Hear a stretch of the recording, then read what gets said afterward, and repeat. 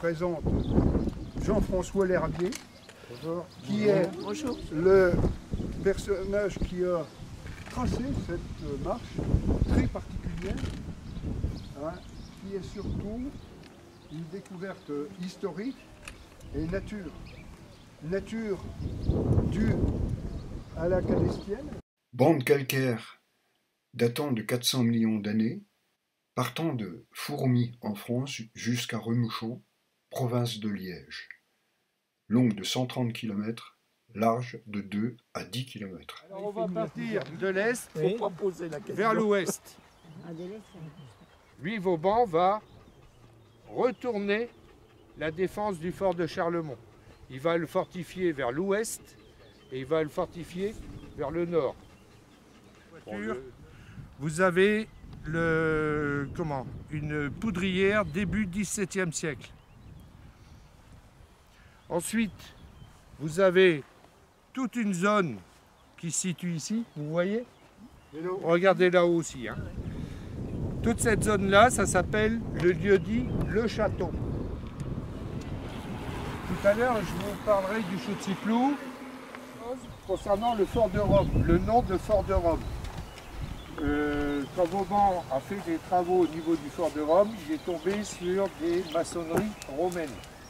Et à partir du fort de Rome, on a une vie, et non pas de Charlemont, à partir du fort de Rome, on a une vision directe sur l'ancienne route de France, qui est une ancienne voie romaine, et je vous montrerai tout à l'heure, qui ont été déplacés et qu'on peut voir au château de la Malmaison, côté jardin.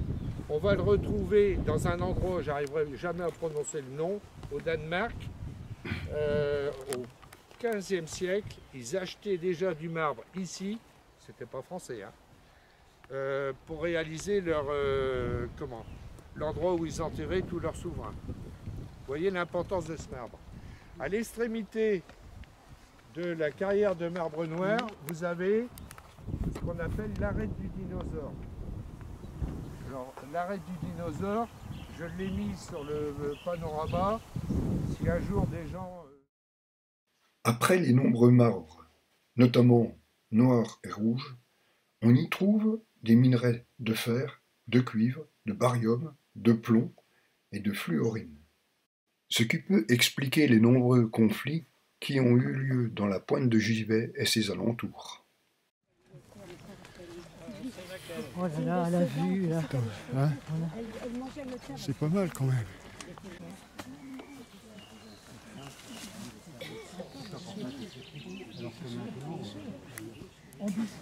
Alors, quelques clés concernant la lecture des fiches. Soyez pas surpris, je vais vous parler, on parle souvent de charbon de bois. Il y a eu d'énormes progrès au XVIIIe siècle dans tout ce qui était industrie. Il y avait une consommation de bois absolument énorme. Et si ça avait continué, s'il n'y avait pas eu l'apparition du charbon, il n'y aurait plus de forêt en France, on serait comme Haïti. Ça a été le casse-tête des souverains de France pendant des années de protéger autant que faire pouvait la forêt. Quand vous voyez Saint-Louis qui commence à botter les fesses aux moines, il faut quand même qu'ils fassent sacrément les cons en termes de déboisement. On parle également de la poudre. Alors la poudre, il ne faut pas voir que l'aspect militaire. Ici, à Rancennes, on a 2 mines, 14 carrières. Au XVIIIe siècle, au début du XVIIIe siècle, à vérifier, mais ça doit être 1725, la poudre va commencer à être utilisée dans les carrières et dans les mines. C'est pour ça que à chaque fois qu'un charbon de bois permet de fabriquer de la poudre, c'est indiqué. Et la vannerie, nos anciens, ils en faisaient beaucoup. Si vous allez au château de Guédelon, vous verrez que tout ce qui est transport de mortier, ça se fait dans des mannes en osier. Quand vous voyez une montgolfière, la nacelle est en osier. Quand vous voyez, je ne sais pas comment ça s'appelle, des sandales basques, la semelle, c'est pratiquement de la vannerie. C'est un tilleul commun, je l'aime beaucoup. Là, vous avez eu un rejet Le rejet, c'est brisé. Il y avait des petites branchettes. Les petites branchettes, ici, vous avez une branche qui s'est fichée dans le sol et il a marcoté comme un fraisier. Et là, ce qui est extraordinaire, c'est que cette branche se transforme en racine et ça permet à deux branches de devenir carrément des troncs. C'est assez incroyable. L'églantier, c'est le rosier sauvage.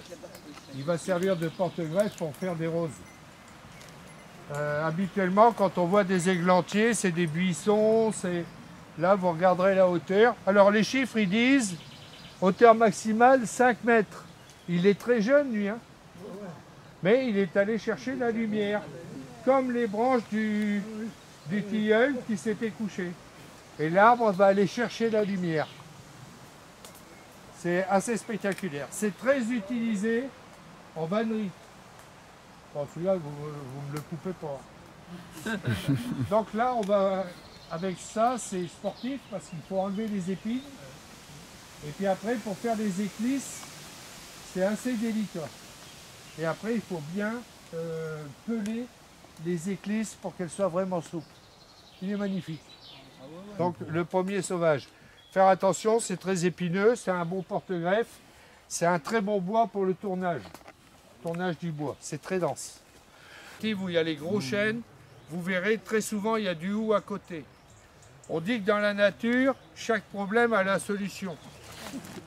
Et le hou peut servir à confectionner de la glu. Alors la glu, c'est fait pour attraper les oiseaux, mais ça peut être très bon aussi, à mon avis, pour le scolyte. Et c'est bon aussi pour les jardiniers, pour mettre de la glu autour des arbres fruitiers. Et ça coûte beaucoup moins cher. C'est très simple. On récupère du hou. Il y a des endroits où ça pullule, en particulier à Anchamp. Et vous l'écorcez, vous mettez à bouillir plus, et vous allez obtenir de la glu. Et sur un terrain je parle comme un soldat. On est sur un terrain de reconquête. C'est-à-dire que là, vous avez de la forêt, là, des pâtures. Et cette reconquête, les arbres sont très bien organisés. Vous avez des arbres qu'on appelle colonisateurs. Ça va être essentiellement le bouleau, ça va être l'érable, ça va être les trembles. Et en dessous de tout ça, vous avez des ronces. Et les ronces, ça s'appelle la mère des chênes. La ronce est très utile, vous verrez l'affiche plus loin. La ronce rend les sols perméables. C'est elle qui permet à l'eau de s'infiltrer. C'est pour ça qu'il faut qu'on fait attention de ne pas tout couper de manière stupide. Nous, à l'arboretum, on n'a rien planté. L'arboretum a 2 ans. On n'a absolument rien planté. Là, on vient de découvrir, c'était le 40e, le genêt des balais. Vous allez voir, il est tout petit, il vient d'arriver. C'est invasif, c'est interdit aux États-Unis, c'est interdit en Australie, etc. Enfin, c'est interdit, c'est éradiqué dans ces pays-là. Moi, je le laisse. Moi, je constate, c'est tout. Je fais sur 900 mètres, j'ai 40 espèces. Bon, il y en a une qui arrive, bienvenue. Je ne fais pas de discrimination. Donc vous n'avez rien planté, mais qui a planté? Alors, vous avez, tout à l'heure je vous parlais de la poudre. Beaucoup d'espèces ont servi pour faire la poudre noire. Donc ça déjà, le gouvernement de Charlemont favorisait certaines espèces. Ensuite, vous avez des industries, la piperie de Givet. Des milliers de pipes qui ont été faites. Et tous les tuyaux de pipe, donc vous avez l'embouchoir, vous avez les tuyaux de pipe, la tête de pipe. Les tuyaux, c'est fait en merisier, parce que le merisier, quand il est sec, on le perce facilement, et à la chaleur, il ne va pas éclater. On n'a pas trouvé mieux que le merisier pour faire un tuyau de pipe. Les crayons Gilbert. Les crayons Gilbert, c'était une énorme industrie qui se trouvait à côté du lycée Vauban, qui était une piperie d'ailleurs. Les crayons étaient faits en tilleul. petites feuilles. Voilà.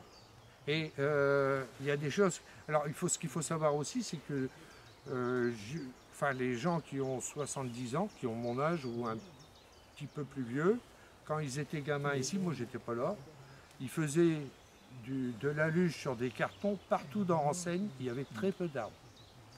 Pourquoi? Parce que c'était essentiellement du pâturage. Et puis le pâturage a disparu. Et voilà. Importante, c'est qu'ici vous êtes en terrain calcaire et que après, non, en terrain acide et humide, et après on va arriver sur des pelouses de calcaire sèche. Ici vous avez vu du sol, vous avez vu du sureau. Là où on va aller, il n'y aura plus de sol, il n'y aura plus de sureau. On va retrouver ça après au-dessus du cimetière de Renseigne. Alors lui, c'est le dernier venu. Il a été confirmé par le monsieur que tu connais qui est maire à Anchamp. Oui, Michel Coulcy. Voilà, parce que moi je savais que c'était un genêt, mais vu de la taille, j'étais incapable.